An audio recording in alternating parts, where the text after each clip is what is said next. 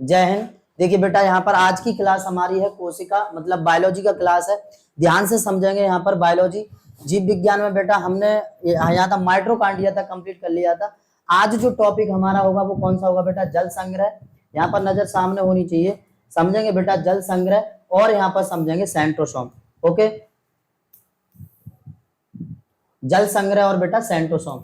तो समझेंगे यहाँ पर सेंट्रोसोम क्या है, सेंट्रोसोम किसे कहते हैं, सेंट्रोसोम का मुख्य कार्य क्या है, इन सारी बातों पर डिटेल डिस्कस करते हैं। सबसे पहले जल संग्रह देखेंगे और फिर समझेंगे बेटा सेंट्रोसोम। तो हमने कल बेटा कहां तक कंप्लीट कर लिया था? माइटोकॉन्ड्रिया तक। तो चलिए आज की क्लास को शुरू करते हैं बेटा। यहाँ पर देखेंगे सामने, समझेंगे बेटा कि सेंट्रोसोम क्या होता है और जल संग्रह क्या होता है। एकदम अच्छे से समझेंगे सभी बच्चे। मैंने आपको बताया था कि ये क्या है, कोशिका झिल्ली है और कोशिका झिल्ली के अंदर क्या क्या बंद रहते हैं, छोटी छोटी इकाइयां। इस कोशिका झिल्ली के अंदर तो बेटा माइटोकॉन्ड्रिया, गल्जी बॉडी और वीकॉल्स, सेंट्रोसोम और बेटा यहाँ पर एंडोप्लाज्मिक रेटिकुलम, राइबोसोम और बेटा लाइसोसोम, न्यूक्लियस। ये सब कोशिका के अंदर छोटी छोटी इकाइयां होती हैं। तो माइटोकॉन्ड्रिया हमने कवर कर लिया था। आज हमारा यहाँ तक कौन सा है बेटा? गल्जी बॉडी। गल्जी बॉडी भी हमने देख लिया था। गल्जी बॉडी का काम क्या है? गल्जी बॉडी का काम है परिवहन। गल्जी बॉडी की खोज किसने की थी? तो कैमिलो गल्जी ने। गल्जी बॉडी का मुख्य कार्य क्या है बेटा? परिवहन करना, मतलब ऊर्जा को एक स्थान से दूसरे स्थान तक पहुंचाना। बॉडी के जितने भी अंग हैं, प्रत्येक अंग तक ऊर्जा को कौन पहुंचाता है? तो बेटा गल्जी बॉडी पहुंचाता है। ये आप याद रखेंगे, ये मैंने इससे पहले की वीडियो में करा चुका हूं। और आप यहाँ पर एक बात और समझ लेंगे कि बेटा जितना भी है उतना वीडियोस आप एकदम सीक्वेंस से ही देखिए, जिससे कि आपको जो न्यू वीडियो दी जाए वो आपको प्रॉपर तरीके से समझ में आए। सही है। तो यहाँ पर आज हम समझेंगे बेटा वीकॉल्स यानी कि रसधानी, जिसे बेटा हिंदी में रसधानी भी कहते हैं और जल संग्रह भी कहते हैं। तो बेटा वीकॉल्स को ध्यान से समझेंगे कि वीकॉल्स क्या होता है। वीकॉल्स मतलब जल संग्रह, जल संग्रह या रसधानी। रसधानी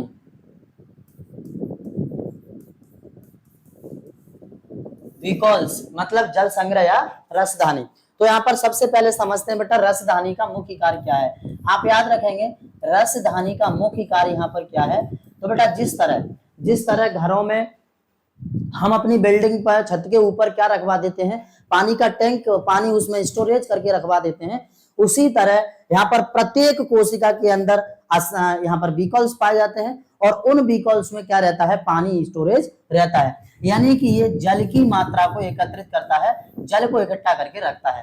तो याद रखेंगे यहाँ पर बीकॉल्स का मुख्य कार्य यही होता है, जल को स्टोरेज प्रदान करता है। क्या प्रदान करता है? स्टोरेज प्रदान करता है। समझ गए।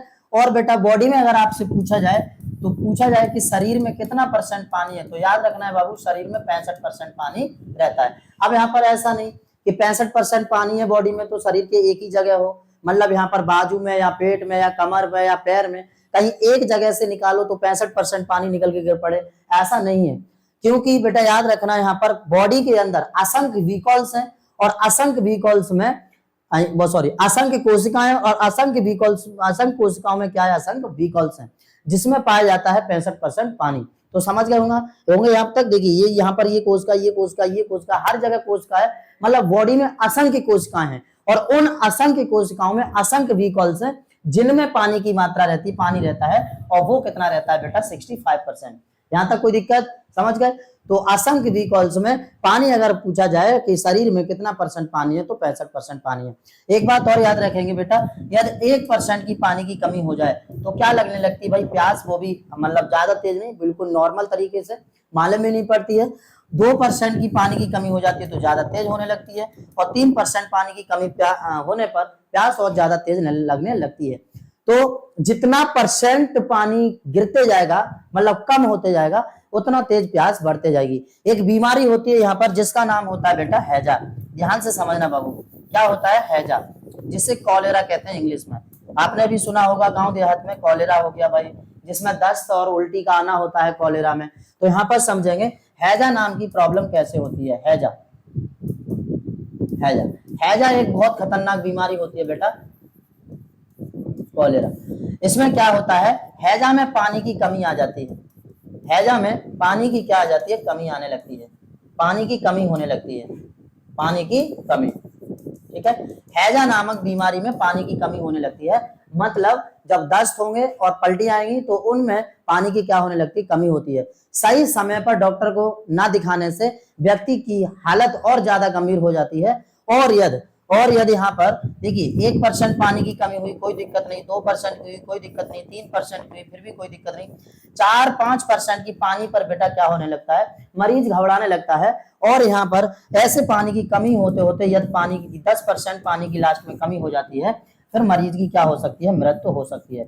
इसलिए आपको अगर दिख रहा है पेशेंट यानी कोई मरीज है, कोई व्यक्ति बीमार हुआ है, कौन सी बीमारी से ग्रस्त हुआ है, तो हैजा नामक बीमारी से, तो आपको तत्काल ही डॉक्टर की सलाह लेनी चाहिए, डॉक्टर को दिखाना चाहिए। ये बहुत ही खतरनाक प्रॉब्लम होती है, इसमें पानी की कमी आने लगती है और 10% पानी की कमी के कारण व्यक्ति की क्या होने के चांसेस रहते हैं, मृत्यु। तो वहां पर 10% पानी की कमी होने से व्यक्ति की डेथ भी हो सकती है, ठीक है। तो इतना बात याद रखेंगे। डॉक्टर लोग क्या करते हैं, तुरंत उस पर ग्लूकोज देने लगते हैं, ड्रिप लगाने लगते हैं, जिससे उसमें पानी की कमी नहीं होती है और पानी की कमी होने को होती है वो कवर हो जाती है। वहां पर डेक्स्ट्रोज और ग्लूकोज वगैरह बॉडी को देने लगते हैं। समझ गए यहाँ तक, कोई दिक्कत? तो ये क्या करता है, बीकॉल्स मतलब जल संग्रह, नाम से ही क्लियर हो रहा होगा बेटा, जल संग्रह मतलब इसमें जल एकत्रित रहता है। यहाँ पर कोई दिक्कत?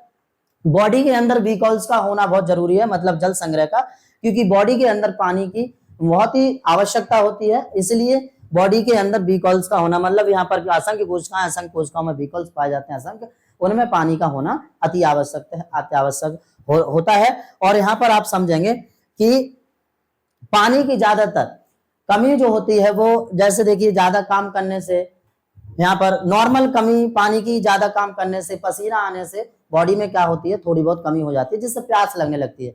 लेकिन जब ज्यादा ही कमी हो रही है तो समझ लीजिए हमारे अंदर बॉडी में क्या है, या तो खुश्की हो चुकी है जिसे ड्राई बोलते हैं, या फिर बेटा यहाँ पर ये बीमारी हो चुकी है जिसके कारण पानी की ज्यादातर कमी हो रही है, ठीक है। तो इतना आप यहाँ से नोट कर लेंगे, इसका एक स्क्रीनशॉट ले लीजिए, फिर आगे बढ़ते हैं। बेटा नेक्स्ट समझेंगे हम सेंट्रोसोम को।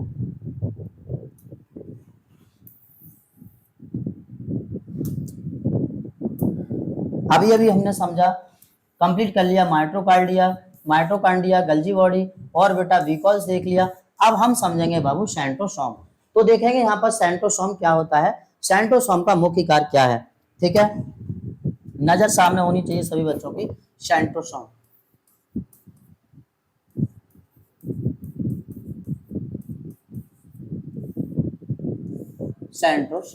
सेंट्रोसोम को हिंदी में बेटा क्या कहते हैं, तारक काय कहते हैं, याद रखेंगे सभी बच्चे, तारक काय।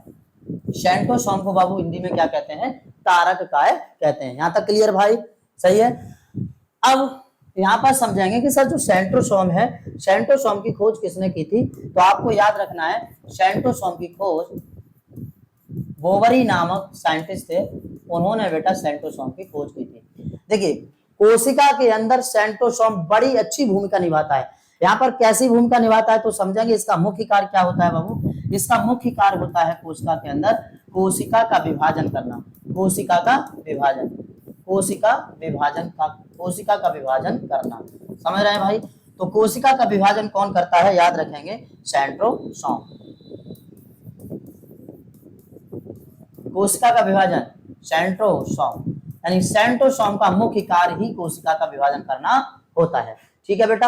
अब यहाँ पर कोशिका का विभाजन सेंट्रोसोम कर रहा है, कहाँ करता है ज्यादा, कहाँ नहीं करता है, सबसे तेज कोशिका विभाजन कहाँ होता है, इन सारी बातों पर और डिटेल डिस्कस कर लेते हैं। तो बेटा याद रखेंगे कोशिका का विभाजन सबसे तेज कोशिका का विभाजन कहाँ होता है, तो आपको याद रखना है बाबू, सबसे तेज कोशिका का विभाजन कहाँ होता है बाबू, तो लीवर में। सबसे तेज कोशिका का विभाजन कहाँ होता है, लीवर, जिसे क्या बोलते हैं, यकृत बोलते हैं हिंदी में, ठीक है बेटा, यकृत।